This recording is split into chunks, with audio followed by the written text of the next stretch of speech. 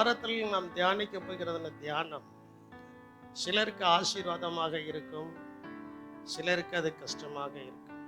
ஏனென்றால் நான் என்னுடைய அறையிலே உட்கார்ந்து ஜெபிக்கும் போது, ஸ்தோத்தரிக்கும் போது,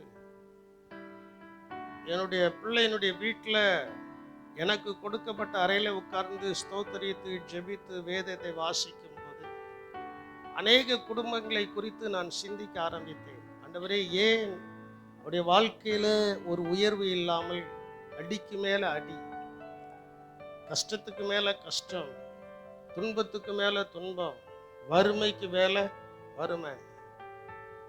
ஆனால் நீர் சொல்கிறீர் ஐயா, உம்மை ஏற்றுக்கொண்டு உமக்கு செவி கொடுத்தால் அவர்கள் சகல ஜனங்களை பார்க்கிலும் மேன்மையாக என்ன செய்வார்கள், இருப்பார்கள் என்று சொல்லப்பட்டிருக்கிறதே என்பதை குறித்து தியானித்து சிந்தித்து கொண்டு இருக்கும்போதுதான் ஒரு வார்த்தை எனக்குள்ளே உண்டானது. ஆதியாகமம் 4ஆம் அதிகாரம் 5ஆம் அதிகாரத்தில் சொல்லப்படுறதான ஒரு சம்பவம்.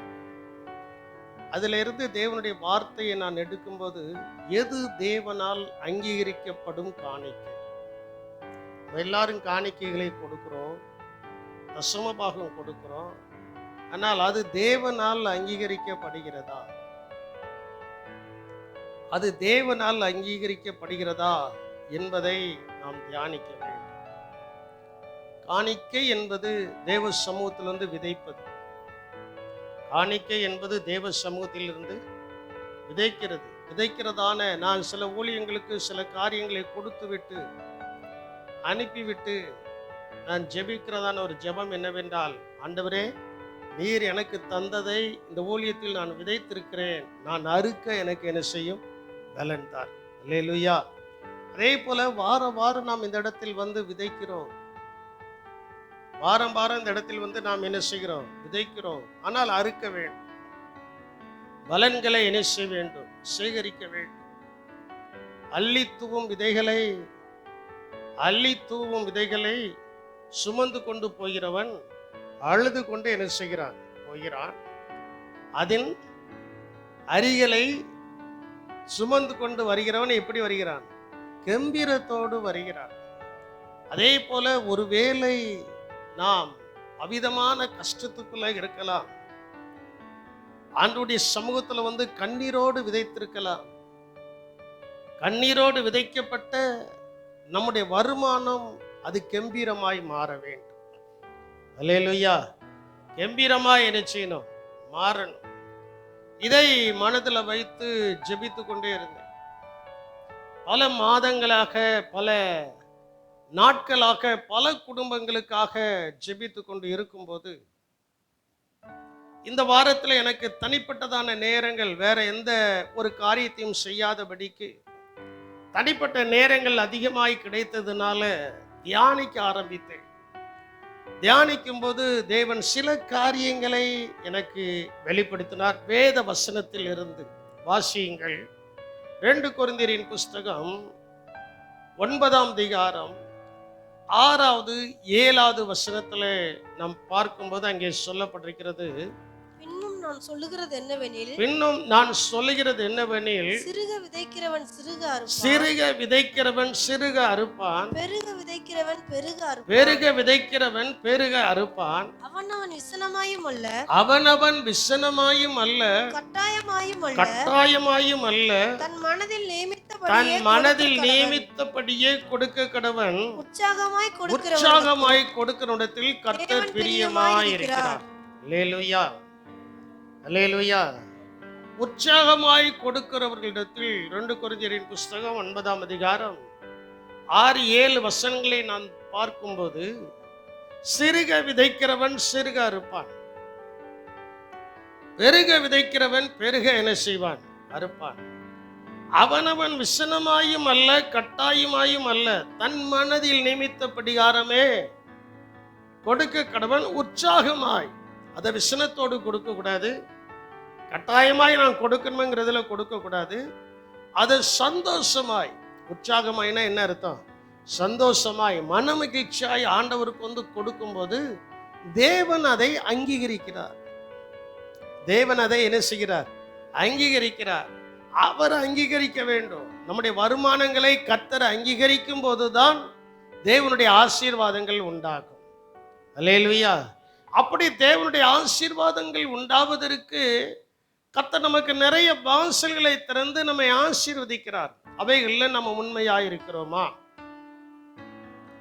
கொடுங்கள், அப்பொழுது உங்களுக்கு என்ன செய்யப்படும்? கொடுக்கப்படும். கொஞ்சத்தில் உண்மையாயிருந்தால் அநேகத்தின் மேல் கர்த்தர் என்ன செய்வார்?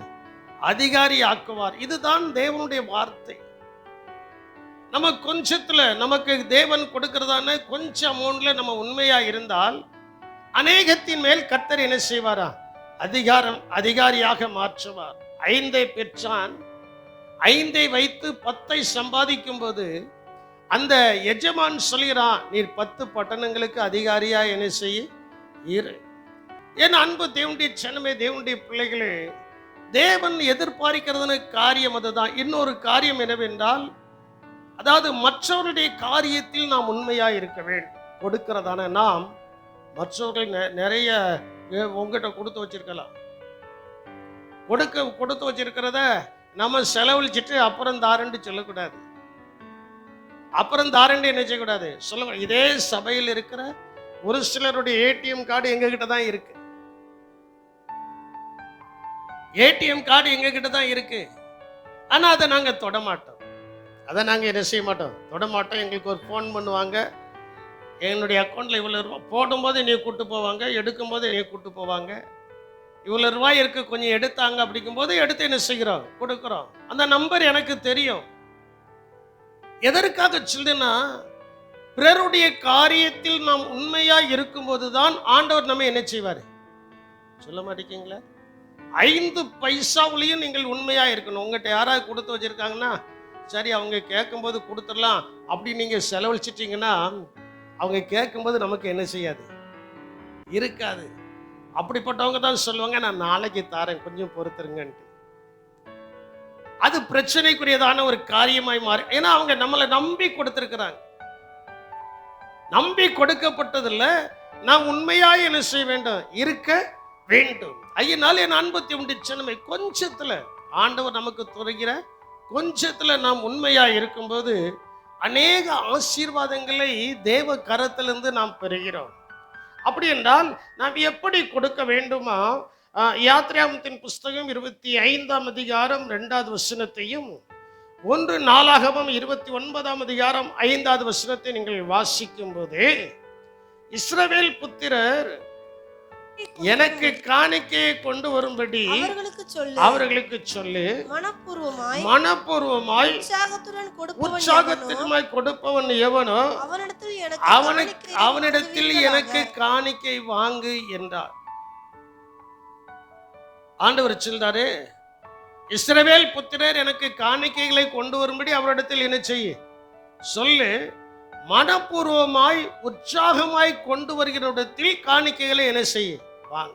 அப்போ பாருங்க, நம்ம எதை செய்தாலும் ஆண்டவருடைய வார்த்தை காணிக்கை கொடுக்க வேண்டும் என்பது. ஆனால் அவர் நம்மிடத்தில் எதிர்பார்ப்பது உற்சாகமாய் மனப்பூர்வமாய் என்ன செய்யணும், கொடுக்கும், உற்சாகத்துடன். இன்னொரு பக்கத்துல சொல்லணும்னா, வலதுகரம் செய்கிறது இடதுகரத்திற்கு என்ன செய்யாமல் இருக்கணும், தெரியாமல் இருக்கணும். சில நேரங்கள்ல நான் யாருக்காக கொஞ்சம் உதவி செய்து அவங்கள்ட்ட சொல்லுவேன், இது உங்களுக்கு எனக்கு மட்டும் இருக்கணும், வேற யாருக்கும் என்ன செய்யக்கூடாது, தெரியக்கூடாது. ஏன் கர்த்தர் பார்க்கிறார், கர்த்தர் கொடுக்கிறார், கர்த்தருடைய ஆசீர்வாதம் அவர்களுக்கு என்ன செய்யணும், உண்டாக வேண்டும். அங்கே சொல்லப்பட்டிருக்கிறது, இஸ்ரவேல் புத்திரர் எனக்கு காணிக்கை கொண்டு வரும்படி அவர்களுக்கு சொல்லு, மனப்பூர்வமாய் உற்சாகத்துடன். நன்றாய் கவனிக்கணும், மனப்பூர்வமாய் உற்சாகத்துடன். இன்னைக்கு ஆராதனைக்கு நம்ம வந்திருக்கிறோம், மனப்பூர்வமாய் வந்திருக்கிறோம். ஒருத்தர் அலையிலையா சொல்லைய, கட்டாயமாயா வந்திருக்கீங்க. நீங்க இருக்கிறத பார்த்தா கட்டாயமா வந்தது போல தெரியுது. உற்சாகமாய் கர்த்தரை ஆராதிக்க வந்திருக்கிறோம். அப்ப அந்த உற்சாகத்துல கர்த்தருக்கு கொடுக்கும்போது அவர் அதை அங்கீகரிக்கிறார். அல்லேலூயா. இயேசு அதை என்ன செய்கிறார், அங்கீகரிக்கிற தேவனாயிருக்கிறார். நாம் மாதம் மாதம் ஊழியர் கூட்டத்துக்கு போறதுக்கு ரொம்ப வேகமா இருப்பேன். 1-2 மாதங்கள் என்னுடைய சரீர பலவீனத்தின் நிமித்தம் போகாமல் இருந்திருப்பேனே தவிர மற்றபடி யாரும் பாளையங்கோட்டையில் நடக்கிற ஊழியர் கூட்டத்துக்கு ரொம்ப வேகமா இருப்பேன். காரணம் என்னன்னா, நான் தசம பாகம் செலுத்த போகிறேன். அல்லேலூயா. நான் தசம பாகத்தையும் காணிக்கையும் என்ன செய்கிறேன்? செலுத்த போகிறேன். அதை கர்த்தர் அங்கீகரிக்க வேண்டும். அதே போல நீங்க வீட்டில இருந்து வரும்போது நல்ல ஜெபத்தோடு கூட, காணிக்கை எடுத்து வைக்கும் போதே ஜெபத்தோடு கூட, ஒரு வார்த்தையை நான் உங்களுக்கு சொல்லித்தரேன். அதை சொல்லி நீங்க ஜெபத்தோடு கொண்டு வந்து போடுங்க. சீக்கிரமா நீங்க பெரியவர்களாய் ஆசீர்வதிக்கப்படுவீங்க. நான் செய்ததான சூத்திரம் அதுதான். என்ன சூத்திரம் அப்படின்னா, எடுத்து வைக்கும் போதே சொல்லிடுவேன், ஆண்டவரே உடைய சமூகத்துல கொண்டு போய் நான் விதைக்க போறேன். உடைய சமூகத்துல கொண்டு போய் நான் என்ன செய்ய போறேன்? சொல்ல மாட்டேங்கிங்களே. நான் என்ன செய்ய போகிறேன்? விதைக்க போறேன். விதைச்சு இது எனக்கு எப்படி பலன் தரணும்? மிகுதியாய் என்ன செய்ய வேண்டும்? பலன் தர வேண்டும். அந்த ஜெபத்தோடு கூட சிலர் ஆண்டவருடைய சமூகத்துல வந்து காணிக்கைகளை செலுத்துகிறீர்கள், ஜெபத்தோடு செலுத்தவில்லை. நான் குறையா சொல்லல, தயவு செய்து என்னை மன்னிக்கணும். வீட்டுல இருந்து எடுக்கும் போதே ஜெபத்தோடு எடுக்கணும். புரியுதா? வீட்டுல இருந்து எடுக்கும் போதே ஜெபத்தோடு கூட, ஆண்டவரே நான் விதைக்க போறேன், உங்களுடைய சமூகத்துல போய் நான் என்ன செய்ய போறேன்? சொல்ல மாட்டேங்கிங்களா? என் கூட வாங்க, மனம் திறந்து வந்தாதான் ஆசீர்வாதம் உண்டாகும். நான் உங்களுடைய சமூகத்துல போய் என்ன செய்ய போறேன்? இப்போ வேற ஒண்ணும் இல்லைங்க, ஒரு 10 கிலோ விதைய வாங்கியிருக்கிறீங்க. 10 கிலோ விதைய வாங்கிக்கிட்டு நீங்க வயலுக்கு போகும்போது எப்படி போவீங்க? பிஞ்சைக்கு போகும்போது நீங்க எப்படி போவீங்க? என்ன எண்ணத்தோடு கூட போவீங்க? என்ன சிந்தையோடு கூட போவீங்க? நான் இப்போ நீர் எனக்கு கொடுத்த இந்த வயல்ல கொண்டு போய் இதை என்ன செய்ய போகிறேன்? விதைக்க போறேன். விதைச்சது வளர்ந்து 30, 60, 100மாக எனக்கு என்ன செய்யணும்? பலன் தரணும். அதே போல கர்த்தருடைய சமூகத்துல வந்து கர்த்தர் எனக்கு தந்ததை நான் விதைக்க போறேன். இந்த விதைச்சதற்கு பின்பு நான் 30 மடங்கு ஆசீர்வதிக்கப்படணும், 60 மடங்கு ஆசீர்வதிக்கப்படணும், 100 மடங்கு ஆசீர்வதிக்கப்படணுங்கிறதான எண்ணம் நமக்குள் இருக்க வேண்டும். வீட்டில இருந்து வரும்போதே அந்த எண்ணத்தோடு கூட வர வேண்டும். அல்லேலூயா. எத்தனை பேருக்கு புரியுதோ புரியல எனக்கு தெரியாது. ஆண்டவர் என்னை எந்த வழியில நடத்தினாரோ அதை உங்களுக்கு கற்றுத்தாரு. அநேக விவசாயிகள் இருக்கிறாங்க, விவசாயம் செய்கிற பிள்ளைகள் இருக்கிறாங்க. நல்ல மழை பெஞ்சு உழவுகளை அடித்து வைத்திருக்கும் போது விதைய கொண்டு போறீங்க. என்ன எண்ணத்துல, என்ன சிந்தையில, என்ன யோசனையில, என்ன காரியத்துல நீங்க கொண்டு போறீங்க? நான் விதைக்க போறேன். அப்படிதானே? நான் என்ன செய்ய போறேன்? விதைக்க போறேன். அப்பா ஏசப்பா ஏற்ற நேரத்துல எனக்கு நல்ல பலனை என்ன செய்யணும்? தரணும். அந்த எண்ணத்துல ஜெபத்தோடு கூட கொண்டு போய் உங்களுடைய விதைகளை பூமியில விதைக்கும் போது ஆண்டவர் நிச்சயமாய் பலன் தருவார். எல்லாரும் விதைக்கிறாங்க, நானும் விதைக்கிறேன்னா பலன் வராது. அவங்களுக்கு சொல்றது நல்லா புரியும் நினைக்கிறேன். எல்லாரும் என்ன செய்யறாங்க? விதைக்கிறாங்க. நானும் அந்த காலத்துல என்ன செய்யணும்? விதைக்கணும், பலன் வராது. எல்லாரும் விதைப்பதை பார்க்கலாம், நான் விதைப்பது இயேசுவின் நாமத்தினால, இயேசுவின் ஆசீர்வாதத்தினால விதைக்கிறேன்ங்கிற எண்ணம் நம்முடைய உள்ளத்தின் ஆழத்திலிருந்து எழும்பும் போது கர்த்தர் அவர்களை காட்டில் நம்மை பன்மடங்கு ஆசீர்வதிப்பார். அல்லேலூயா. ஆசீர்வதிக்கப்படுவதற்குரிய வழியை உங்களுக்கு நான் சொல்லித்தாரேன், அந்த பாதையை உங்களுக்கு சொல்லித்தாரேன். ஆலயத்திற்கு வரும்போதே 5 ரூபாயோ 10 ரூபாயோ 50 ரூபாயோ 20 ரூபாயோ 100 ரூபாயோ 500 ரூபாயோ அவ்வளோதானே வேல்யூபிள் அமௌண்ட். அதை நீங்கள் எத்தனை மடங்குனாலும் வச்சுக்கலாம். அதை எடுக்கும்போது கையில் வச்சு, ஆண்டவரே இப்போ நான் உங்களுடைய சமூகத்தில் போய் என்ன செய்ய போகிறேன்? என்னைக்கா ஜெபம் பண்ணியிருக்கியா? என்னைக்கா ஜெபம் பண்ணியிருக்கீங்களா? இன்னைக்கு ஆண்டவருடைய கிருபையினால நான் ஆசீர்வாதமா இருக்கேன்னு இந்த ஜெபம் என் கையில எடுத்து வச்சுட்டு ஊழியர் கூட்டத்துக்கு போகும்போது ஜெபிப்பேன். ஆண்டவரே உம்முடைய சமூகத்துல கொண்டு போய் என்ன செய்ய போகிற? விதைக்க போற. என்னை நீர் ஆசீர்வதிக்க வேண்டும். That is our expectation. என்னுடைய எதிர்பார்ப்பு, நான் பன்மடங்கு என்ன செய்யணும்? ஆசீர்வதிக்க பட வேண்டும். நானும் விதைப்பதற்கு பல 100 கிலோமீட்டர் பிரயாணம் பண்ணி தான் விதைக்க போறேன். நீங்களும் விதைப்பதற்கு பல அடிகள், பல மீட்டர்கள், பல கிலோமீட்டர்கள் கடந்து தான் இந்த இடத்துக்கு என்ன செஞ்சிருக்கீங்க, வந்திருக்கீங்க. இது உங்களுடைய விதைக்கிறதான இடம். இதுல நாம் எதிர்பார்ப்போடு விதைக்கும் போது அந்த எதிர்பார்ப்பை நிறைவேற்றும் இயேசு நம்மோடு கூட இருக்கிறார். அல்லேலூயா. அத மன உற்சாகமாய், அதான் இங்கே சொல்லப்பட்டிருக்கிறது, மனப்பூர்வமாய் உற்சாகத்துடன் கொடுக்கிறவர்கள் எவர்களோ அவனிடத்தில் எனக்கு காணிக்கைகளை என்ன செய்வீர்களாக. கீழே சொல்லப்பட்டிருக்கிறது என்னென்ன காணிக்கைகளை கொண்டு வந்தார்கள் என்று. நம்முடைய காரியம் அதுவல்ல. அது வீட்டில் போய் நீங்களே வாசித்து பாருங்க.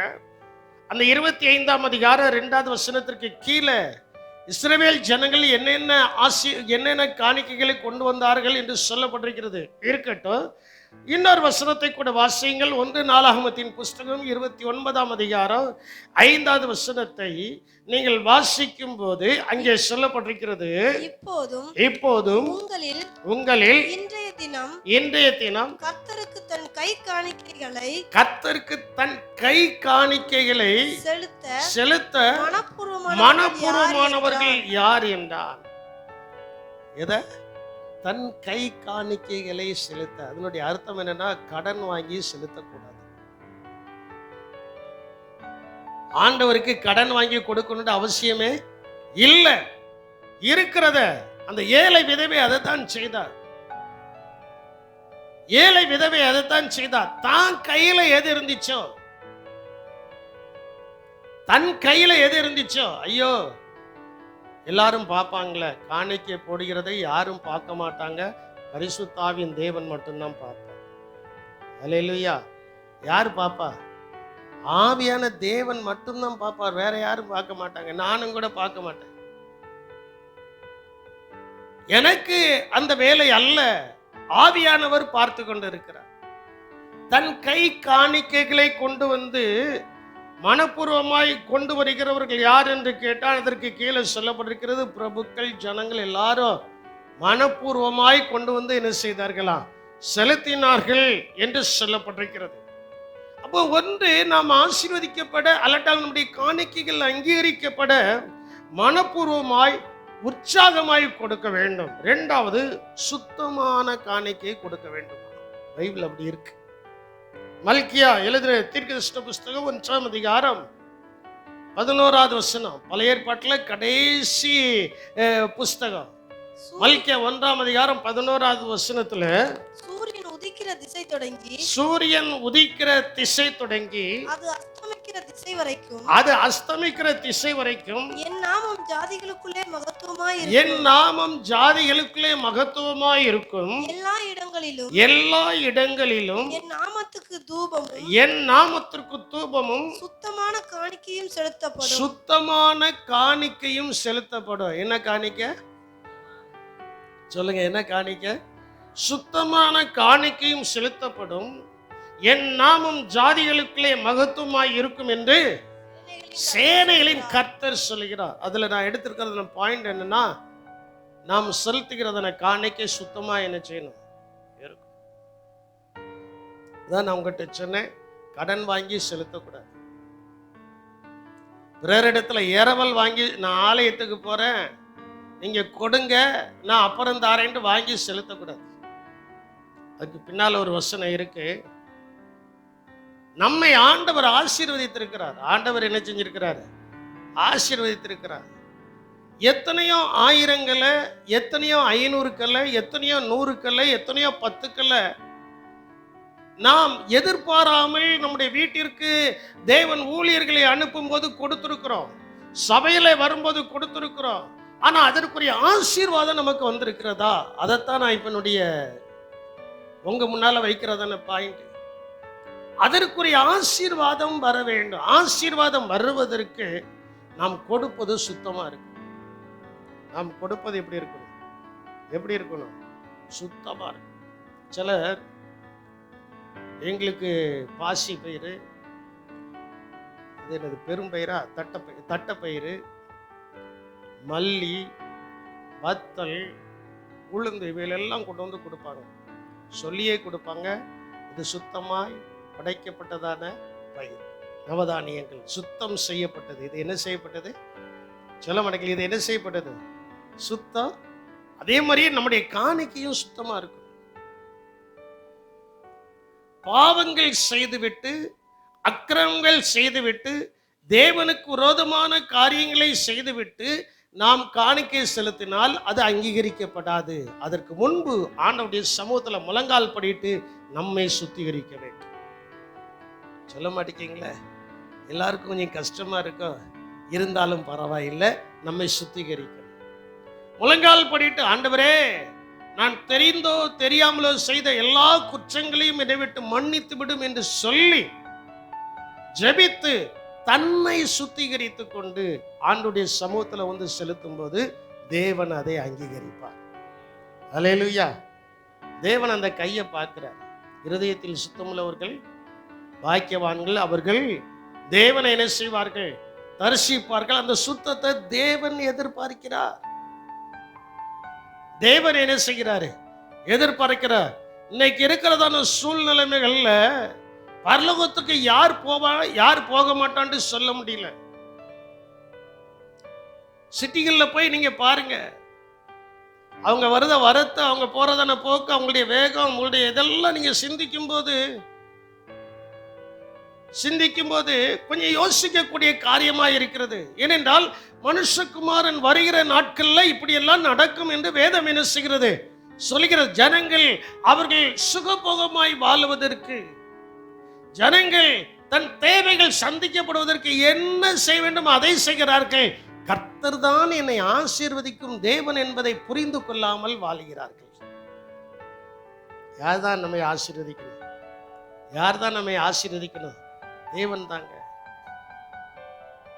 தேவன் தான். தேவன் நம்மை ஆசீர்வதிக்க வேண்டும் என்றால் நம்முடைய கை எப்படி இருக்கணும்? ஒரு வசனத்தில் சொல்லப்பட்டிருக்கிறது, யார் கர்த்தருடைய பர்வதத்தில் ஏறுவான், யார் அவருடைய பரிசுத்த ஸ்தலத்தில் வாசம் பண்ணுவான். அதில் சொல்லப்பட்டிருக்கிறது, கைகளில் சுத்தமுள்ளவனும் இருதயத்தில் மாசில்லாதவனுமாய் இருந்து தன் ஆத்மாவை கபடாய் ஆணையிடாமலும் இருப்பவனே. 15ஆம் சங்கீதமா 10ஆம் சங்கீதமா அதுல இருக்கும். வாசிமா,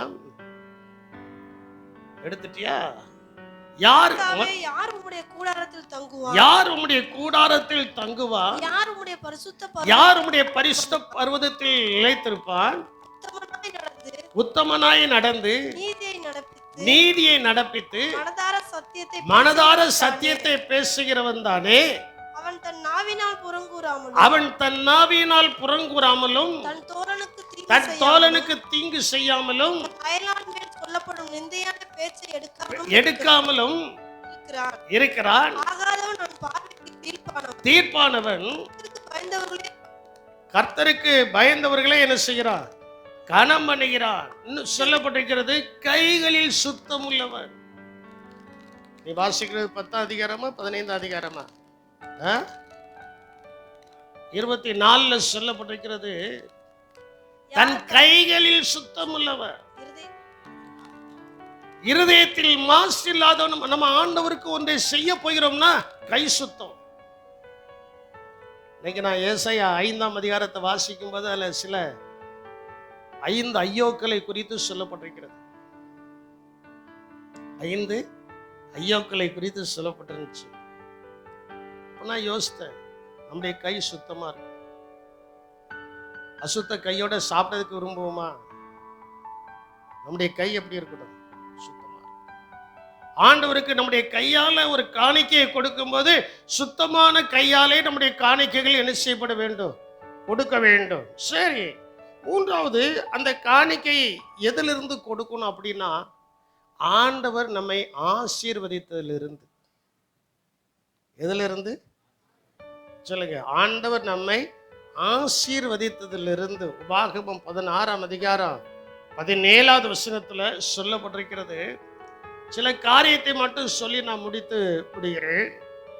உபாகமம் 16:17 ஆனாலும் அவர்கள் கர்த்தருடைய சந்நிதியில் வெறும் கையோடே வராமல், பாருங்க, ஆண்டவருடைய சந்நிதியில் வெறுங்கையோடே வராமல், உன் தேவனாகிய கர்த்தர் உனக்கு அருளிய ஆசீர்வாதத்திற்கு தக்கதாக அவனவன் தன் தகுதிக்கு ஏற்றபடி காணிக்கையை கொண்டு வர கடவன். பாருங்க, அவனவன் தன் தகுதிக்கு. ஐயோ, அவங்க கொடுக்கறாங்க, அதெல்லாம் நீங்க பார்க்க வேண்டாம். உங்களுடைய தகுதி என்ன? தகுதியை கர்த்தர் என்ன செய்யறாரு? சொல்ல மாட்டீங்களா? கர்த்தர் என்ன செய்கிறார் பாருங்க. நம்முடைய தகுதி ஆண்டவர் நடத்துவார், கிருபையாய் நடத்துவார். ஆண்டவர் ஒரு ஆசீர்வாதத்தை கொடுத்துட்டு தான் அதுல இருந்து ஒண்ணு கேட்கிறார். உங்களுக்கு புரியலையோ? கை நிறைய ஒரு 200 ரூபாயை கொடுத்துட்டு தான் அதுல இருந்து ஒரு 20 ரூபாயை கேட்கிறார். எப்படி கொடுத்துட்டு தானே கேட்கிறாரு, கொடுக்காம அவர் கேட்கலையே. அவர் கொடுத்ததுல இருந்து மீண்டும் மீண்டும் விதைக்கும் போது, அந்த இன்வெஸ்ட் பண்ணும்போது அது பெருகிக்கிட்டே இருக்கும். அது என்ன செய்யும்? பெருகிக்கிட்டே இருக்கும். அவர் கொடுத்துக்கிட்டே இருக்காரு. அவருடைய களஞ்சியம் ஒருபோதும் வெறுமையாகாது. அல்லேலூயா. நம்ம கொடுக்கிறோம்னா, மாம்சத்தின் படிகாரம் கொடுக்கிறோம், நம்முடைய களஞ்சியம் வெறுமையாகும். நம்முடைய களஞ்சியம் என்ன செய்யும்? அவர் நமக்கு கொடுக்கும்போது களஞ்சியம் வெறுமையாகாது, நாமும் வெறுமையாக்கப்பட மாட்டோம். ஏனென்றால் நாம் கொடுப்பது மனுஷனுக்கு அல்ல, கர்த்தருக்கு கட்டாயமாய் கொடுக்கல, மனப்பூர்வமாய் உற்சாகத்துடன் கொடுக்கிறோம். அல்லேலூயா, அல்லேலூயா. அதான் அங்கே சொல்லப்பட்டிருக்கிறது. உபாகமம் 16:17 அழகாய் சொல்லப்பட்டிருக்கிறது. கர்த்தர், உன் தேவனாகிய கர்த்தர் உனக்கு அருளின ஆசீர்வாதத்திற்கு தக்கதாக. அந்த ஏழை விதவைக்கு கையில 2 பைசா மட்டும்தான் இருந்துச்சு. ஏழை விதவைக்கு கையில எவ்வளவுதான் இருந்துச்சு? 2 பைசா. அவ வீட்டில இருந்து வரும்போதே ஜெபத்தோடு கூட எடுத்துட்டு வந்து காணிக்கப்பட்டில போடும்போது இயேசுநாதரே பார்த்து சொல்றாரு, உங்க எல்லாரை காட்டிலும் இவள் தான் அதிகமாக என்ன செய்தாய்? கொடுத்தாள். நீங்கள் எல்லாம் உங்களுக்கு இருந்ததிலிருந்து எடுத்து கொடுத்தீங்க, இவளோ தன் ஜீவனத்துக்கு உண்டானதையும் என்ன செய்துட்டா? கொடுத்துட்டான்னு சொன்ன ஆண்டவர் சும்மா விட்டுருப்பாரா? சொல்லுங்களேன். கொடுத்துட்டான்னு சொன்ன ஆண்டவர் சும்மா விட்டுருப்பாரா? நிறைவாய் ஆசீர்வதித்து அனுப்பினார். அல்லேலூயா. அங்கே இப்படி பல சம்பவங்களை என்னால சொல்ல முடியும். ஆண்டவர் அதை பார்க்கிறார். எல்லாரும் வரிசையை வந்து காணிக்க போடும்போது அது பக்கத்துல யாருன்னு பார்க்கிறா? ஆண்டவர் பார்க்கறது நம்முடைய மனசு. நம்ம உற்சாகமா கொடுக்கிறோமா? மனப்பூர்வமா கொடுக்கிறோமா? உண்மையின் படிகாரம் கொடுக்கிறோமா? சுத்தமா கொடுக்கிறோம். ஆலயத்தை சுத்தம் பண்ணிக்கிறோம். பிள்ளைகள் வந்து சனிக்கிழமை சாயங்காலம் சுத்தம் பண்ணதாங்க. எதற்கு? சுத்தம் அல்லாத இடத்தில் நாம் என்ன செய்ய மாட்டோம்? அமர மாட்டோம். அதே போல நம்முடைய கை சுத்தமான காணிக்கையை அவங்க தகுதிக்கு ஏற்றபடியாரம் காணிக்கை என்ன செய்யணுமா? கொடுக்கணுமா? தேவனுடைய மனிதனிடத்தில் போகும்போது, நான் உங்களுக்கு ஒரு உதாரணத்தை சொல்றேன். நம்ம தமிழ்நாட்டில் இருக்கிற சிஎம் முதல்வரிடத்துலையோ, இந்தியாவில் இருக்கிற பிரைம் மினிஸ்டர் பிரதமரிடத்துலையோ போய் ஒரு கவருக்குள்ள காசை வச்சு, இதை நான் உங்களுக்கு காணிக்கையா தாரேன்னா பின்னால போயிடுவாரு. ஏன்? டொனேஷனை தாரேன்னா வாங்கிக்கிடுவாரு. காணிக்கையா தாரேன்னா என்ன செய்ய மாட்டாரு. ஏன்? அதை வாங்குவதற்கு, அதை பெறுவதற்கு அவர்கள் தகுதியானவர்கள் அல்ல. அது அழைக்கப்பட்டவனுடைய கரத்துல கொடுக்க வேண்டும். அல்லேலூயா. அழைக்கப்பட்டவனுடைய கரத்துல என்ன செய்யணும்? கொடுக்கணும். அழைக்கப்பட்டவனுடைய கரத்துல கொடுக்கும் போது அது ஆசீர்வாதமா என்ன செய்யும்? இருக்கும். பாருங்கள், 2 சம்பவத்தை சொல்றேனே. ஒரு ராஜா, 2 நாளாகமத்தின் புஸ்தகம் 8ஆம் அதிகாரம் 8-9வது வசனத்துல ஒரு ராஜா, அவனுக்கு வியாதி வந்துச்சு. வெனதாத் என்கிறதான ஒரு ராஜா நினைக்கிறேன். அவனுக்கு பலவீனம் வந்துச்சு. ஐயா நான் அந்த வியாதி நீங்கி பிழைப்பனா என்று தீர்க்கதரிசியின் இடத்துல போய் கேள். யார் இடத்துல போய் கேளு? தீர்க்கதரிசி இடத்துல போய் கேள் என்று சொல்லி அவன் 40 ஒட்டகங்கள் மேல உச்சிதங்களை ஏற்றி காணிக்கைகளை என்ன செய்கிறான்? கொண்டு போய் என்ன செய்கிறான்? கொடுக்கிறான். கொடுத்து அந்த தீர்க்கதரிசி அதை வாங்கி கொண்டார். வாங்கி கொண்டு அவனுக்கு பதில் சொல்லியும் என்ன செய்துட்டான்? அனுப்பிட்டான். 2வது, நாகமான் குஷ்டரோகம் நீக்கப்பட்டது. அவனும் எதை கொண்டு வருகிறான்? சொல்ல மாட்டேங்க. அவனும் எதை கொண்டு வர? காணிக்கை கொண்டு வந்து எலிசாவின் இடத்துல கொடுக்கும் போது எலிசா அதை அங்கீகரிக்கவில்லை. எலிசா அதை என்ன செய்யல? சில நேரங்கள்ல அங்கீகரிக்கப்படும், சில நேரத்துல வேண்டான்னு சொல்லிட்டு நாங்களே வந்திருக்கிறோம். எல்லா நேரமும் நாங்கள் வாங்குகிறவர்கள் அல்ல. தேவன் சொல்ல வேண்டும், எலிசா வேண்டாம் அப்படின்ட்டு வந்துட்டோம். ஆனா இதை பார்த்துட்டு இருந்த நாகமான் என்ன செஞ்சா? கேஎஸ்சி என்ன செய்தா? ஓடி போய் பின்னால இருந்து வாங்கிட்டு வந்துட்டான். பட்டுண்டு எலிசா சொல்லிட்டாரு, வாங்குவதற்கும் விற்பதற்கும் இதுவா காலம்? நீ வாங்கினால அவனுடைய குஷ்டரோகம் உன்னை என்ன செய்வதாக. அவன் பாருங்க, தகுதியானவரிடத்துல கொண்டு போய் கொடுக்கணும், அது அங்கீகரிக்கப்படணும். என்னுடைய டாபிக் அதுதான். எது தேவனால் அங்கீகரிக்கப்பட்ட காணிக்கை அது என்ன செய்யணும்? அங்கீகரிக்கப்படணும். பெனதாத்து கொண்டு போய் கொடுக்கிறான். 40 ஒட்டகங்கள் மேல உச்சிதங்களை கொண்டு போய் கொடுத்து பிழைப்பனா? ஒரே ஒரு கேள்விதான், நான் இந்த வியாதி நீங்கி பிழைப்பனோ என்று கேட்பதற்கு அவன் காணிக்கைகளை அனுப்புகிறான். இங்க பிழைச்சிட்டான். நாகமான் என்ன செஞ்சிட்டான்? அதுக்கு முன்னால நிறைய சம்பவங்கள் சொல்லப்பட்டிருக்கு, நிறைய காரியங்கள் சொல்லப்பட்டிருக்கு. எலிசா முகத்தையே பார்க்கல. எலிசா அந்த நாகமானுடைய முகத்தையே பார்க்கல. உன போய் யோர்தான்ல 7 முறை முங்கு சொல்லு, அவனுடைய சரீரம் சுத்தமா இருந்து சொன்னோன்னா அவனுக்கு கோபம் வந்துச்சு. சில இடத்துல நமக்கும் கோபம் வருதில்ல. எப்போது ஊழியக்காரங்களை பார்க்க போகும்போது இவர் கொஞ்சம் ரெஸ்ட்ல இருக்காரு, அப்புறம் வந்து பாருங்களேன்னா நமக்கு என்னது வந்துடும்? சொல்ல மாட்டீங்களா? நமக்கு என்னது வந்துடும்? எங்க பாஸ்டர் எப்போதும் தூங்கிக்கிட்டே இருக்காரு. எப்போதும் தூங்கிட்டு இருக்க மாட்டார். அவருக்குன்னு ஒரு நேரம் இருக்கு. கர்த்தருக்கு ஸ்தோத்திரம். எலிசா முகத்தை கூட பார்க்கல சொல்லி அனுப்புதான் அவனுக்கு கோபம் வந்துச்சு. எங்க நாட்டில் இருக்கிறதான அந்த நதிகளை காட்டிலும் யோர்தான் விசேஷித்தமானதா என்று கேட்கும் போது அவனுடைய வேலைக்காரர்கள் சொல்றாங்க, ஐயா உங்களை ஒரு பெரிய காரியத்தை செய்ய சொன்னால் நீங்கள் என்ன செய்திருப்பீங்க? செஞ்சிருப்பீங்க.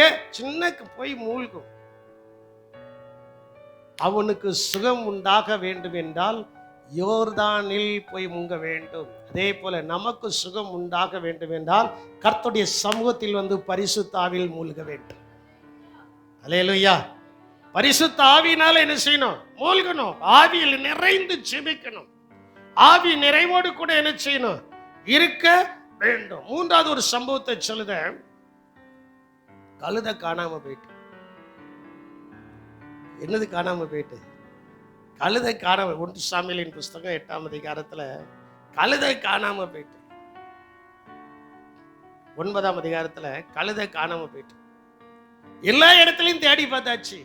கடைசியா அந்த வேலைக்காரன் சொல்லுதான், ஐயா அங்க ஒரு தேவனுடைய மனுஷன் இருக்கிறார், அவர்கிட்ட போனா கரெக்டா என்ன செஞ்சிருவாரு?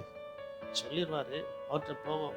அப்போ சவுல் சொல்லுதான் வேலைக்காரனிடத்துல, அந்த தேவனுடைய மனுஷனுடைய கையில கொடுப்பதற்கு என் கையில என்னதில்லை. தேவனுடைய மனுஷனிடத்துல போகும்போது என்னது கொடுக்கணுமா? சொல்ல மாட்டேங்கிங்களா? பாஸ்டர் வசூல் வேட்டையில இறக்கிட்டார் நினைக்காதீங்க. நான் அந்த அதிலே இறங்க மாட்டேன். எனக்கு அதே தேவையில்லை. என்னை கர்த்தர் நடத்துவார். அல்லேலூயா. இதுவரைக்கும் என்னை நடத்தியிருக்கிறார். எத்தனையோ லட்சங்கள் கோடிகளை கொடுத்து கர்த்தர் என்னை நடத்தியிருக்கிறார். ஆனா நீங்க ஆசீர்வதிக்கப்படணும். இந்த சபையில் இருக்கிற ஒவ்வொருவரும் ஆசீர்வதிக்கப்பட்டு அவர்கள் 20 வருஷம், 30 வருஷம், 40 வருஷம், 10 வருஷம், 5 வருஷம் ஆனதற்கு பின்பு அதே நிலைமை மாறவில்லை என்றால் அதை குறித்து தான் இப்பொழுது கர்த்தர் நமக்கு வெளிப்படுத்தி கொண்டு இருக்கிறார். ஏன் அந்த ஆசீர்வாதங்கள் வரல? சவுல் சொல்லுதான் இந்த இடத்துல. ஆனா சவுல ஆண்டவர் எப்படி ஆசீர்வதிக்க போறாருன்ட்டு வேலைக்காரனுக்கும் தெரியாது, சொல்ல மாட்டேங்கல, சவுலுக்கும் தெரியாது. ஆனா சவுலுக்குள்ள என்ன இருக்கு? நான் காணிக்க கொடுக்கணுமே. அப்ப காணிக்க கொடுக்கும்போது என்னது வருது? ஆசீர்வாதங்கள் வருது. சவுலுக்கு தெரியாது. ஏன் அந்த கழுதை காணாம போச்சு? தெரியாது. ஏன் எல்லா இடத்துலயும் அலைஞ்சிட்டு வேலைக்காரன் விதமா சொல்றான்? அதுவும் தெரியாது. சவுல் தன் கையில் இருந்த எல்லாம் செலவழிஞ்சு போச்சு. சில நேரத்தில் நம்மளும் கையில் இருக்கிறதெல்லாம் செலவழிச்சிட்டு மறுபடியும் வந்து உட்காருவோம்ல, அதே மாதிரி சவுல் கையில் இருக்கிற எல்லாம் என்ன செஞ்சிட்டு செலவழிந்து போயிட்டு கையில் ஒன்றும் இல்லை. வேலைக்காரன் சொல்றான், என் கையில் 1/4 சேக்கல், 8வது வசனம் நினைக்கிறேன், 8வது வசனத்தை வாசிங்க. அந்த வேலைக்காரன் பின்னும் சவுலை பார்த்து, அந்த வேலைக்காரன் பின்னும் சவுலை பார்த்து, இதோ என் கையில் என் கையில் இன்னும் 1/4 சேக்கல் இன்னும் 1/4 சேக்கல் வெள்ளி இருக்கிறது. தேவனுடைய மனுஷன் நமக்கு நம்முடைய பாதைகளை அறிவிக்கும்படி அதை அவருக்கு கொடுப்பேன் என்றான். பாருங்க, நம்முடைய பாதையை அறிவிக்கும்படி அதை என்ன செய்வேன். சரி, இங்க நிறைய பேரண்ட்ஸ் இருக்கிறீங்க, உங்ககிட்ட நான் கேட்கிறேன், உங்க பிள்ளைகளுக்கு பாக்கெட் மணி கொடுக்கும்போது அதுல ஒரு பகுதி கர்த்தருக்குரியன்னு சொல்லி கொடுக்கீங்களா? ஏன் ஆசீர்வாதம் வரலைங்கிறதுக்கு நான் சில காரியங்களை சொல்றேன். ஜீவனுக்கு 2 ரூபா கொடுக்குறேன், அதுல 20 காசு கர்த்தருக்குரியன்னு சொல்லி கொடுக்கியா? எங்க அம்மா எனக்கு சொல்லி கொடுத்தாங்க. நான் ரட்சிக்கப்படல, ஞானஸ்நானம் எடுக்கல, அபிஷேகம் வரல, வேதத்தை வாசிக்கல, வேதத்தை கடைபிடிக்கல. அந்நாட்கள்ல என் தாயார் எனக்கு கற்றுக் கொடுத்ததான பாடம். 1 ரூபா, இதுல 10 பைசா யாருக்குரியது? சொல்ல மாட்டேங்கல, நேரே உட்காருங்க. இதுல 10 பைசா யாருக்குரியது? அப்ப எங்க அம்மா எனக்கு சொல்லி கொடுத்தாங்களா? இங்க இருக்கிற சபையில நீங்க ஏன் சொல்லி கொடுக்க மாட்டேங்க? நல்லா படின்னு சொல்லி கொடுக்குறீங்க, நல்லா ட்ரெஸ் பண்ணுன்னு சொல்லி கொடுக்குறீங்க, நல்லா சாப்பிடுன்னு சொல்லி கொடுக்குறீங்க. அந்த எதிர்காலத்தின் ஆசீர்வாதம் இல்லாதபடி போறதற்கு காரணம் என்ன? ஒரு குடும்பத்திற்கு ரோல் மாடல்னா என்ன அர்த்தம்? ஒரு முன்மாதிரி யாருன்னா பெத்த தாயின் தகப்பனும் தான். அல்லேலூயா. அவங்க தான் முதலாவது அந்த பிள்ளைகளுக்கு ஆசிரியர், அவங்க தான் முதலாவது அந்த பிள்ளைகளுக்கு டீச்சர், அவங்க தான் அந்த பிள்ளைகளை சரிவர என்ன செய்யணும், செய்ய சொல்லணும். நான் கூட கடந்த வாரம் என்னுடைய மருமகனை என்கிட்ட பேசிட்டு இருக்கும்போது நான் சொன்னேன், என்னுடைய 3 பிள்ளைகளும் தசமாவும் கொடுத்தே ஆகணும்ட்ட. அவருக்கு ஒன்றும் புரியல. வேலை செய்தால் அவர்கள் எது கொடுக்கணும்? வேதம் சொல்கிற அது இந்த சபையில தான் கொடுக்கணும் அப்படின்னு. ஏன்னா இந்த சபை தான் அவங்களுக்காக ஜெபித்திருக்கிறது, அவங்களுக்காக உபவாசித்திருக்கிறது, அவங்களை வாழ வைக்கும்படியான தியாகம் பண்ணி இருக்கிறது. அது சபைக்கு கொடுப்பதல்ல, அந்த சபையில் இருக்கிற தேவனுக்கு கொடுக்கிறது. உறுதியாய் சொன்னேன். இதை தியானித்து கொண்டு இருப்பதுனால அவர் திடீர்னு அந்த ஒரு கேள்வியை போட்டாரு. கேள்வியை போடும்போது அதற்குரிய பதில உடனே சொன்னேன். நம்முடைய பிள்ளைகளை வளர்க்கிறோம், பிள்ளைகளுக்கு காசுகளை கொடுக்கும்போது இதுல ஒரு பகுதி கர்த்தருக்குரிய என்று சொல்லி கொடுத்து வளர்க்கணும். சொல்லி கொடுத்து என்ன செய்யணும்? அந்த பிள்ளைகள் தானாய் கர்த்தருடைய சமூகத்துல வந்து கொடுக்க ஆரம்பிச்சிட்டாங்க அப்படின்னா, இப்போ பெலோனி இருக்கிற அவங்க அப்பா பாக்கெட் மணி அனுப்பும்போது அவங்க அப்பா சொல்லி கொடுத்துக்கணும், அவங்க அம்மா சொல்லி கொடுத்துக்கணும். சொல்லி கொடுக்கலன்னா 40 நாள் உபவாசம் இருக்கணும். உபவாசம் இருந்து என்ன செய்யணும்? சொல்லி கொடுக்கணும். இப்போ எதிர்காலத்தில் ஆசீர்வாதமா இருக்கணும்ல. நான் இப்போ எங்க அம்மா இல்ல, நான் இப்போ ஆசீர்வாதமா இருக்கிறேன். அதற்கு எனக்கு சொல்லி கொடுத்தது யாரு? இன்னைக்கு அருவாள் தந்துடட்டா, கத்தி தந்துடட்டா, என்னை குத்திடலாம்ல. ஒருத்தரும் சந்தோஷமா இருக்க மாட்டேங்கிங்களே. சொல்லி கொடுக்கணும் பிள்ளைகளுக்கு. நம்ம என்ன செய்யணும்? நம்முடைய கஷ்டம் நம்மளோடங்க. நம்முடைய காலத்துல நம்முடைய பிள்ளைகள் எப்படி இருக்கணும்? சொல்ல மாட்டேங்கல. நம்முடைய பிள்ளைகள் எப்படி இருக்கணும்? அதுல ஒரு சில குடும்பங்கள் கரெக்டா இருக்கு. நம்ம சபையிலேயே பிள்ளைகள் காணிக்கை செலுத்தணும், தசம்பாகம் செலுத்தணும்னு ஒரு 4 குடும்பம் அதுல சரியா இருக்கு. நாங்க மாசம் மாசம் பார்க்கிறோம், மாசம் மாசம் பார்க்கிறோம். தகுதிக்கு தகுந்தாற் போல கர்த்தருடைய சமூகத்துல பெற்றோர்கள் பிள்ளைகளுக்கு சொல்லி கொடுக்கணும். எப்பா, உனக்கு நான் 10 ரூபா தந்திருக்கிறேன், இதுல 1 ரூபா நீ கர்த்தருக்கு கொடுத்துடணும். 1 ரூபா யாருக்கு கொடுத்துடணும்? சொல்ல மாட்டேங்கீங்களா? எல்லாருக்கும் என் மேல கொஞ்சம் கோபம் வருதோ? இல்ல, சொல்லி கொடுக்கணும். அவளுக்கு 20,000 ரூபாய் பீஸ் கட்டும்போது இது 2,000 ரூபாய் கர்த்தருக்குரியதுமா, அதை நீ எப்படியாவது மிச்சம் பண்ணணும். எப்படியாவது என்ன செய்யணும்?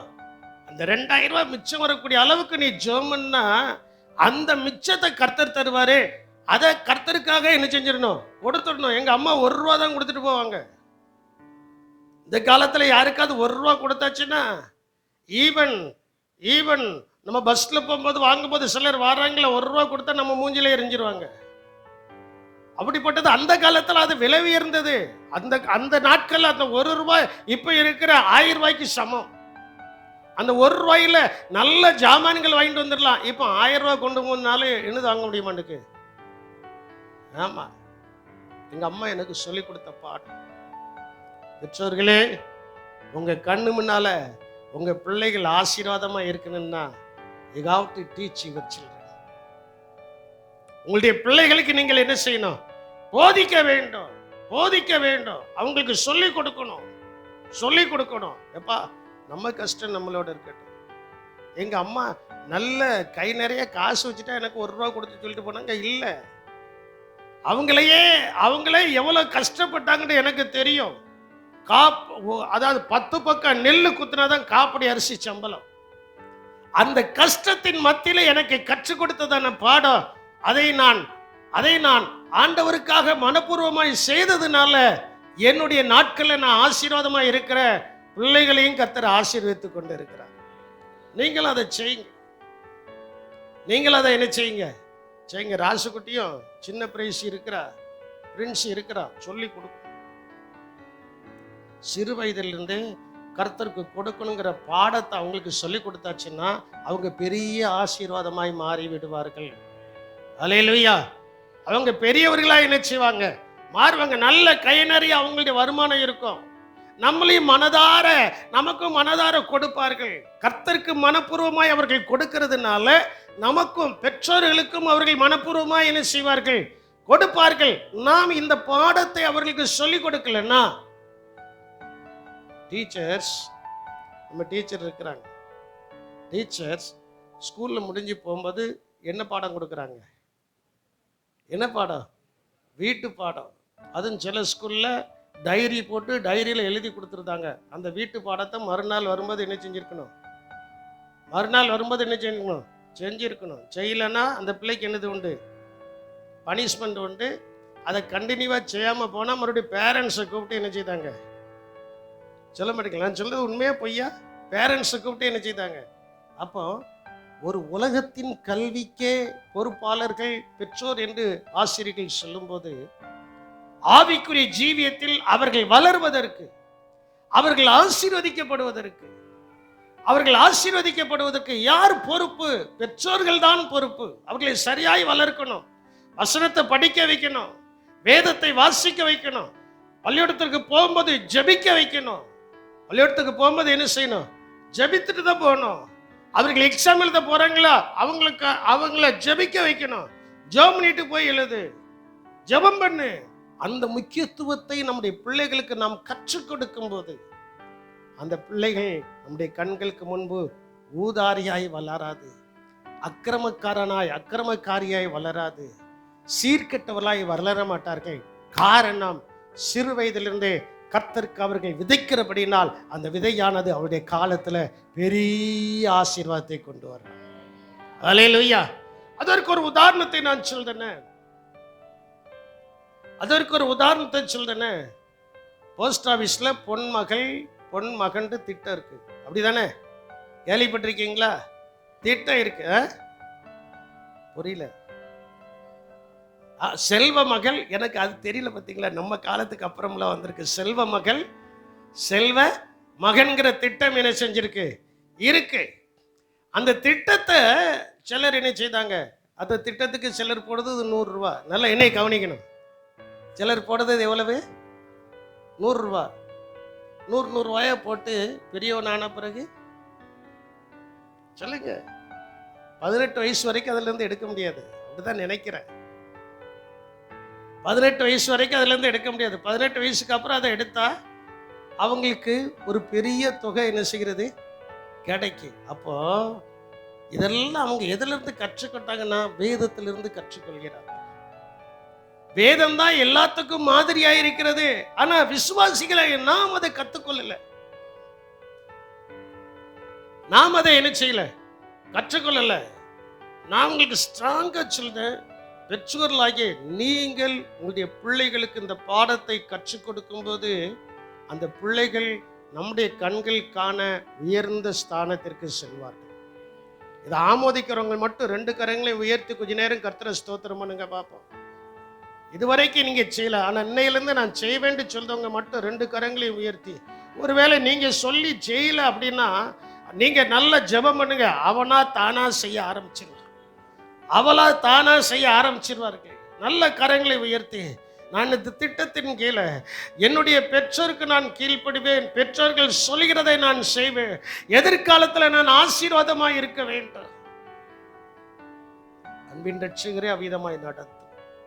இயேசுவின் நாமத்தில் ஜெபிக்கிறோம் நல்ல பிதாவே. அப்போ பாருங்க, அதை கற்றுக் கொடுக்க, அதை என்ன செய்யணும், கற்றுக் கொடுக்க வேண்டும். அந்த வேலைக்காரன் அதைத்தான் சொல்றான், ஐயா ஒண்ணு இல்லைன்னு நினைக்க வேண்டாம், என் கையில என்னது இருக்கு, 1/4 சைக்கிள் இருக்கு. அவன் அங்க போறான். பார்த்த உடனே இவன் போனது கழுத காணலன்னு தான் போனான். அங்க போன உடனே தெய்வீக திட்டம் வெளிப்படுது. சாமுவேல் தீர்க்கதரிசன இடத்துல போன உடனே தெய்வீக திட்டம் என்ன செய்கிறது? என்ன திட்டம்? வேலைக்காரனை கொஞ்சம் தள்ளி போச்சு, முதன்மையான இடத்துல உட்கார்ந்து ஆகாரம் புசித்துட்டு தனியா கூப்பிட்டு சொல்றான், இஸ்ரவேலுடைய கண்கள் யாரை நோக்கி இருக்கிறது? உம்மையும் உம்முடைய குடும்பத்தையும் நோக்கி என்ன செய்கிறது? என்னையா, நான் இஸ்ரவேல் ரொம்ப சின்னவன், நீங்களும் நானும் அதே மாதிரி தான், நான் ரொம்ப சின்னவன், நான் இந்த அளவுக்கு ஆசீர்வதிக்கப்படுவேனா நம்பவே முடியல. இந்த அளவுக்கு ஆசீர்வதிக்கப்படுவேனா என்னால என்ன செய்ய முடியல, நம்பவே முடியல, என் சிந்தனையில வரவே இல்லை. ஆண்டவர் சொல்றார், இந்த தைல குப்பியை எடுத்தான், அவன் தலையில ஊத்துனான், அபிஷேகம் பண்ணான், போயிட்டான். போய் 12ஆம் அதிகாரம் 13ஆம் அதிகாரத்துல நீங்க பார்க்கும்போது அவனை ராஜாவாக அபிஷேகம் பண்ணியாச்சு. யாபேஸ் பட்டணத்தார் வந்து கேட்குறாங்க. கேட்கும்போது அவன் டக்குன்னு ஒரு மாடை பிடிச்சி 2ஆ கிழிச்சு 12 கோத்திரத்துக்கு அனுப்பி, சவுலுக்கு பின்னாலையும் சாமுவேல் தீர்க்கதரிசிக்கு பின்னாலையும் வராதவன் எவனோ உன்னுடைய மாட்டுக்கு இப்படியே என்ன செய்யப்படும் சொல்லி அனுப்புதான். யாரு? சவுலு. சாமுவேல் இல்லை. யார் அனுப்புதா? சவுல் அனுப்புதான். எல்லாருக்குள்ளயும் ஒரு பயங்கரம் வந்துச்சு. அந்த பயங்கரம் வருவதற்கு காரணம் என்னவென்றால், அவன் கர்த்தருடைய சமூகத்தில் போய் அந்த 1/4 சேக்கல் வெள்ளியும் கொடுத்ததுனால கர்த்தர் அங்க பயங்கரமான ஒரு காரியத்தை செய்து சவுலை பெரியவனாய் உயர்த்தி விட்டார். அல்லேலூயா. அதே போலதான் இன்னைக்கு நம்முடைய குடும்பம் ஆசீர்வதிக்கப்படணும். என்னுடைய ஜெபம் அதுதான். என்னுடைய கண்கள் காண இந்த சபையில் இருக்கிற பிள்ளைகள் எல்லாம் நல்ல உயர்ந்த ஸ்தானத்துல இருக்கும். நான் அடிக்கடி சொல்லுவேன், அந்த பிள்ளைகளுடைய வீட்டுக்கு போகணும், அந்த பிள்ளைகள் கொடுக்கிற ஆகாரத்தை புசிக்கணும், வரும்போது கை நிறைய காணிக்க வாங்கிட்டு வரணும். அதை விட மாட்டேன். அல்லேலூயா. வரும்போது எப்படி வரணும்? சும்மா வரக்கூடாது. என் பெட்ரோல் செலவு, நான் சாப்பிட்ட செலவு, நான் வந்து மீதி வச்சு அவங்களுக்காக ஸ்தோத்திரம் பண்ணத செலவெல்லாம் என்ன செய்யணும்? கொடுக்கணும். அந்த அளவுக்கு ஆசீர்வதிக்கப்படணும். அந்த அளவுக்கு நான் ஜெபம் பண்ணிக்கிட்டு தான் இருக்கிறேன். அதை சில பிள்ளைகள் எனக்கு செய்யதான் செஞ்சிருக்கிறாங்க. பாருங்களா, ஒரு பிள்ளை, உதாரணத்துக்கு சொல்றேன், அவங்க இங்க இல்லை, உதாரணத்துக்கு சொல்றேன், வீடு செங்கோட்டையில கட்டிக்கிட்டு இருக்கிறாங்க. முதல்ல தகப்பண்ட ரூபாய் அனுப்பி அப்பாவுக்கு இந்த பாஸ்டர் இந்த காணிக்கை கொடுத்துருங்க. காணிக்கை கொடுத்தோன்னா எதுக்கு இந்த காணிக்கை கொடுக்கணும்னு எனக்கு தெரியலையே, கர்த்தாவேன்னு தோத்திரம் பண்ணிட்டு இருக்கேன். அதுலேருந்து 2வது வாரம் வந்து பிரதர் இன்னாட்சி முத்து, ஐயா சாக்லி நாங்கள் இடம் வாங்கி போட்டிருக்கா, அதில் வீடு கட்டுறதுக்கு நாள் செய்யணுமா, நீங்கள் தான் வரணும், வேற யாரும் இல்லை அப்படின்னு. எனக்கு ஒரு பெரிய சந்தோஷம். ஒரு பெரிய சந்தோஷம். சரி வாரு.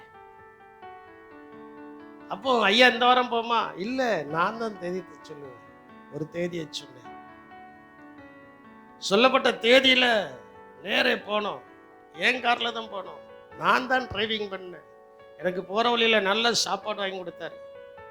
நான் கொடுக்குறேன். என்னாச்சு முத்து பிரதர், ஏற்கனவே ஜாக்லின் தந்திருக்கால, அதுல இருந்து நான் கொடுக்குறேன்னு சொன்னேன். இல்ல, போறதுக்கும் சேர்த்து தனியா எனக்கு என்ன செஞ்சிருக்கா, கொடுத்துருக்குறா. காலைல சாப்பிட்டாச்சு, மத்தியானம் சாப்பிட்டாச்சு, வரும்போது கை நிறைய காணிக்க. அல்லேலூயா. அது ஒரு ஆசீர்வாதம். அது எப்படி இருந்துச்சு? ஆசீர்வாதம். ஜெபம் பண்ணிட்டு அந்த மாந்தோப்புல உட்காந்து அதுலயும் 4 மாங்காயை கொடுத்தாங்க. அதுங்க யாருக்கெல்லாம் கொடுத்தாங்களோ எனக்கு தெரியாது. மாங்காய் என்ன செய்தார்கள்? நல்ல மாந்தோப்பு இருக்கு, நல்ல தோப்பு, நல்ல இடம்.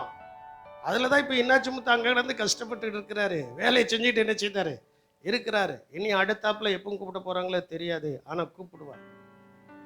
அல்லேலூயா. ஏன்னா அவ கல்யாணம் முடிப்பதற்கு முன்பு, அவள் படிப்பதற்கு முன்பே அவளுக்கு என்று சில தீர்க்கதரிசன வார்த்தைகள் என்ன செய்யப்பட்டுச்சு, சொல்லப்பட்டுச்சு. அதை கர்த்தர் இப்பொழுது என்ன செய்கிறார், நிறைவேற்றுகிறார். ஆகையினால் நம்முடைய கைகளுக்கு தகுந்த ஒரு காணிக்கையை கொண்டு போய் கொடுக்கும் போது அதை பெற்றோர்களாய நீங்க உங்க பிள்ளைகளுக்கு போதிக்கணும்.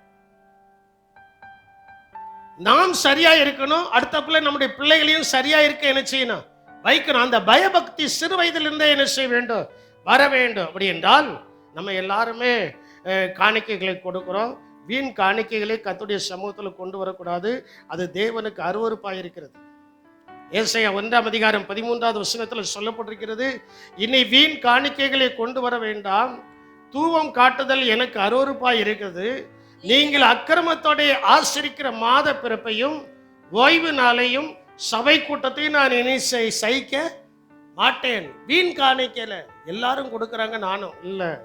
ஜெபிக்கணும், கர்த்தர் சொல்லணும், எடுக்கணும், ஜெபத்தோட கொண்டு வந்து விதைக்கணும். அல்லேலூயா. இதுதான் ஆசீர்வாதங்க. என்னுடைய பழக்கம், எங்க அம்மா எனக்கு கற்றுத அந்த பாடம். அந்த கத்துது அந்த பாடத்துல ரட்சிக்கப்படுவதற்கு முன்னால செய்தேன், ரட்சிக்கப்பட்டதுக்கு அப்புறமும் செய்யறேன். இன்னைக்கு ஆண்டவர் ஆசீர்வதித்துக் கொண்டிருக்கிறார். அநேக கண்களுக்கு முன்பு, இந்த ஆத்திக்குளத்தில் இருக்கிற அநேக கண்களுக்கு முன்பு என்னை பார்க்கிறவர்களாம் பிச்சைக்காரன் இது வரைக்கும் சொன்னதே இல்லை. அவன் ரொம்ப உயர்ந்த ஸ்தானத்தில் இருக்காரு. அங்க வந்து பார்த்தாதான் தெரியும். அந்த அளவுக்கு கர்த்தருக்கு கனம் பண்ணி வைத்திருக்கிறார். அல்லேலூயா. அப்போ தேவனால் நம் காணிக்கை அங்கீகரிக்கப்படாததற்கு காரணம் 5 காரணங்களை நான் உங்களுக்கு சொல்ல போகிறேன். யாத்திராமத்தின் புஸ்தகம் 4:5 அந்த காயினுடைய காணிக்கை அங்கீகரிக்கப்படலை. அதுக்கு சில காரணங்கள். ஒன்று, அவனுடைய இருதயம் சரியில்லை. வாசிமா 4:5 சொல்லப்பட்டிருக்கிறது, காயினையும் அவன் காணிக்கைகளையும் அவர் அங்கீகரிக்கவில்லை.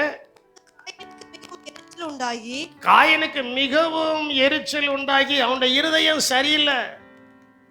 கொடுக்கிறவங்களுடைய இருதயம் சரியா இருக்கணும். 2வது, அவனுடைய முகநாடி என்ன செய்யப்பட்டது, வேறுபட்டது.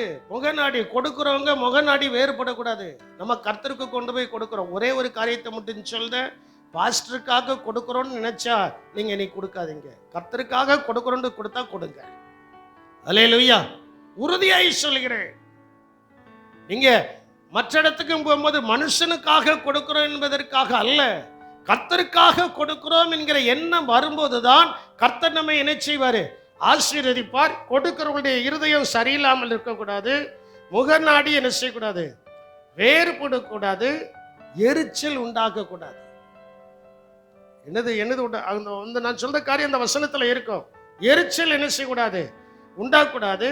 4வது, புதிய ஏற்பாட்டுல ஆண்டவர் சொல்றாரு, யார் பேர்லையாவது உனக்கு குறை இருக்குமானால் அந்த காணிக்கை நீ அங்க வச்சுட்டு போய் அவங்களுடைய சமாதானத்துக்கு ஆனதற்கு பின்பு காணிக்கை என்ன செய்ய செலுத்து. மத்தேயு 5:6 அந்த வசனத்தை வாசித்துருங்க. 23வது வசனத்தை நீங்கள் பார்க்கும்போது, ஆகையால் பலிபீடத்தினிடத்தில் உன் காணிக்கையை காணிக்கையை செலுத்த செலுத்த வந்து வந்து உன் பேரில் உன் சகோதரனுக்கு குறை உண்டென்று நீ உங்க ஆலயத்துக்கு வந்து காணிக்கையை செலுத்த வந்து உன் சகோதரன் பேரில் உனக்கு குறைபாடு உண்டு என்று அங்கே அங்கே நினைவு நினைவு கூறுவாயாகில். அங்கே தானே கொண்டு வந்ததை இங்கே வச்சிருந்த, கொண்டு வந்ததை இங்கே என்ன செய்ய, பைபிள் வசனம் சொல்லுதுங்க, நான் சொல்லல. வசனம் என்ன சொல்லுது? அங்கே தானே பலிபீடத்தின் முன் காணிக்கை வைத்து விட்டு போய் இங்க வச்சிடணும். அது எவ்வளவோ அது இங்க வச்சுட்டு போய் முன்பு உன் சகோதரனுடைய ஒப்புரவாகி பின்பு வந்து உன் காணிக்கையை செலுத்து என்றார். அப்ப பாருங்க, காணிக்கையை செலுத்துகளுடைய நிலவரம் எப்படி இருக்கணும், நிலைமை எப்படி இருக்கணும் ஆண்டவர் சொல்றார். ஆபேலுடைய காணிக்கை மேன்மையா இருந்தது. ஆபேல் சிறந்ததை கர்த்தருக்காக என்ன செய்தார்? கொண்டு வந்தான். 4வது வசனத்துல ஆதியாகமம் 4:4 சொல்லப்பட்டிருக்கிறது, ஆபேல் சிறந்ததை கொண்டு வந்தான். எபிரேயர் 11ஆம் அதிகாரம் 4வது வசனத்துல சொல்லப்பட்டிருக்கிறது, ஆபேல் மேன்மையானதை கொண்டு வந்தான். எதை கொண்டு வந்தான்? சிறந்ததை, மேன்மையானதை அவன் என்ன செய்தான்? கொண்டு வந்தான். நம்ம எல்லாரும் ஜெபம் பண்ணதும், என்ன ஜெபம் பண்ணதும் அப்படின்னா, ஆண்டவரே எங்களை ஆபிரகாமை போல் ஆசீர்வதி. சொல்லுதமா சொல்லலையா? எங்களுடைய முற்பிதாக்களை போல் எங்களை என்ன செய்யும்? ஆசீர்வதி. அந்த முற்பிதாக்கள் என்ன செய்தாங்க ஆசீர்வாதங்கள் பெறுவதற்கு? முற்பிதாக்கள் ஆசீர்வாதங்கள் பெறுவதற்கு என்ன செய்தார்கள்? முற்பிதாக்கள் சகல ஆசீர்வாதத்தையும் பெற்றார்கள். அவர்கள் என்ன செய்தார்கள்? ஆதியாகமத்தின் புஸ்தகம் 14ஆம் அதிகாரம் 19 முதல் 20 வரை நாம் வாசிக்கும் போது அங்கே சொல்லப்பட்டிருக்கிறது, ஆபிரகாம் எல்லாவற்றிலும் தசம பாகம் கொடுத்தான். ஏன்? தேவனுடைய ஆசீர்வாதங்களை பெற. தேவனுடைய ஆசீர்வாதங்களை பெற. அந்நாட்கள்ல வேத புஸ்தகங்க கையில இல்ல. அவங்களோடு கர்த்தர் பேசினார். அவர்கள் சுத்தமாய் இருந்தார்கள், மனசாட்சி சரியா இருந்தது, உற்சாகமாய் கர்த்தரை ஆராதித்தார்கள், சுத்த இருதயத்தோடு கூட கர்த்தரை ஆராதித்தார்கள். தன் தகுதிக்கு ஏற்றபடிக்கார பலிபீடங்களை கட்டி கர்த்தருக்கு பலி செலுத்தணும் என்கிறத எண்ணம் அவர்களுக்குள்ள வந்தது. சுத்தமாயிருந்தார் ஆபிரகாம் எல்லாவற்றிலும். தினமா இருக்கு 14, 19, 20 அதை எபிரேயர்ல ஆண்டவர் இன்னும் அழகாய் சென்றார். 7ஆம் அதிகாரம் 8வது வசனம், எபிரேயர் 7:8 இன்னும் அழகாய் சொல்லப்பட்டிருக்கிறது. அன்றியும் இங்கே மரிக்கிற மனுஷர்கள் தசமபாகம் வாங்குகிறார்கள். அங்கேயோ பிழைத்திருக்கிறான் என்று சாட்சி பெற்றவன் வாங்கினான். அங்கே பிழைத்திருக்கிறான் என்று சாட்சி பெற்றவன் என்ன செய்தான்? பழைய ஏற்பாட்டிலும் புதிய ஏற்பாட்டிலும் அது ஒரு நிபந்தனையாய் கொடுக்கப்பட்டிருக்கிறது. யாக்கோபை பாருங்க, அவனுக்கு ஒரு நிபந்தனை இல்லை. வனாந்தரத்துல போறான். பூமிக்கும் வானத்துக்கும் இடையில படுத்து கிடக்க ஒரு கல்லை வச்சு தேவன் அவனோடு கூட பேசினாரு. பேசினதுக்கு அப்புறம் இது உண்மையாகவே பெத்தேல் என்று சொல்லி ஒரு தூணை நிறுத்திட்டு அவன் போயிட்டான்.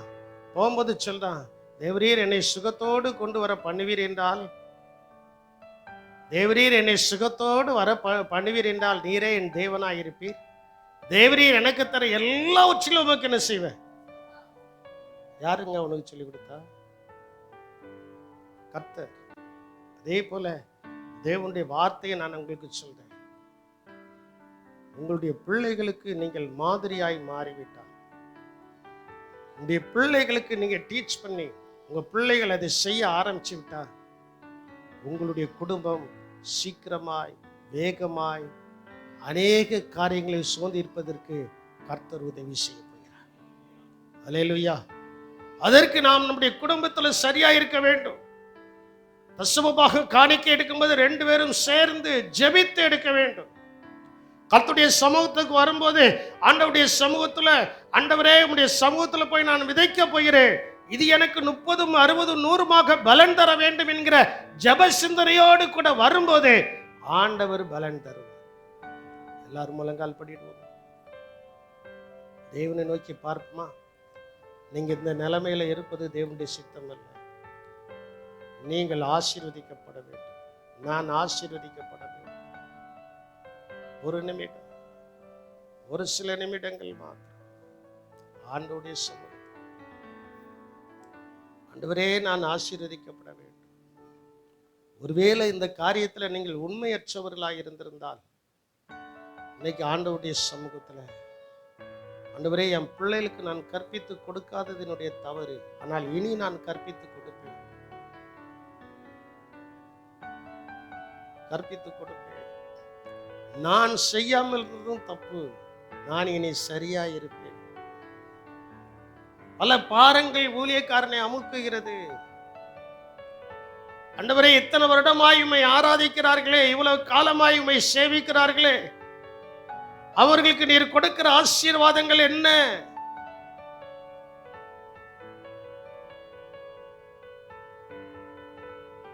இன்னொரு வசனம் சொல்லப்பட்டிருக்கிறது, எஸ்றா 6ஆம் அதிகாரம் 10வது வசனம் என்று நினைக்கிறேன், ஞாபகத்துக்கு வருகிறது.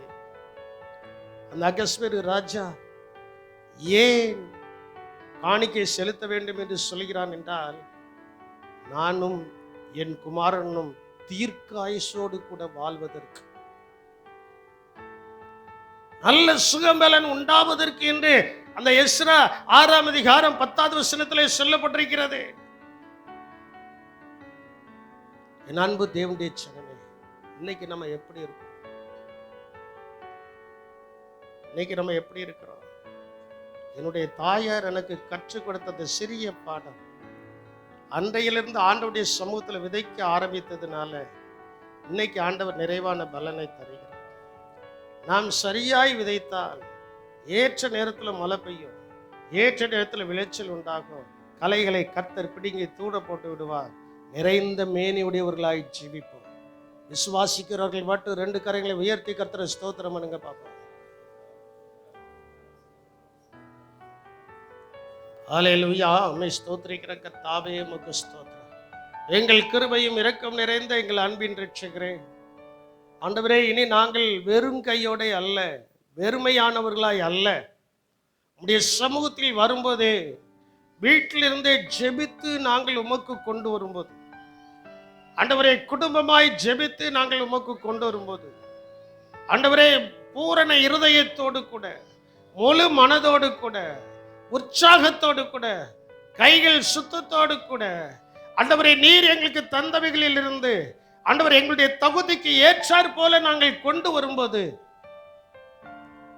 அதை நீர் அங்கீகரித்து, ஆபேலுடைய சிறந்த காணிக்கை, மேன்மையான காணிக்கையை நீர் அங்கீகரித்தது போல, அந்த ஏழை விதவையினுடைய காணிக்கையை நீர் அங்கீகரித்தது போல, நாங்கள் உம்முடைய சமூகத்தில் கொண்டு வருகிற சகலத்தையும் அங்கீகரித்து, ஆண்டவரே, நாங்கள் இப்பொழுது இருப்பதை பார்க்கிறோம், எங்களுடைய பிள்ளைகள் இப்பொழுது இருப்பதை பார்க்கிறோம், 1000 மடங்கு ஆசீர்வதிக்கப்பட உன்னதமான ஆசீர்வாதம் தேவனாலே தம்முடைய பிள்ளைகளுக்கு உண்டாக ஆவியான தேவன் தம்முடைய பிள்ளைகளை ஆசீர்வதித்தருளும்படியாய் கிருபை கூட இருக்கட்டும். இயேசுவின் நாமத்தில் ஜெபிக்கிறோம் எங்கள் ஜீவனுள்ள நல்ல தகப்பனே, ஆமென்.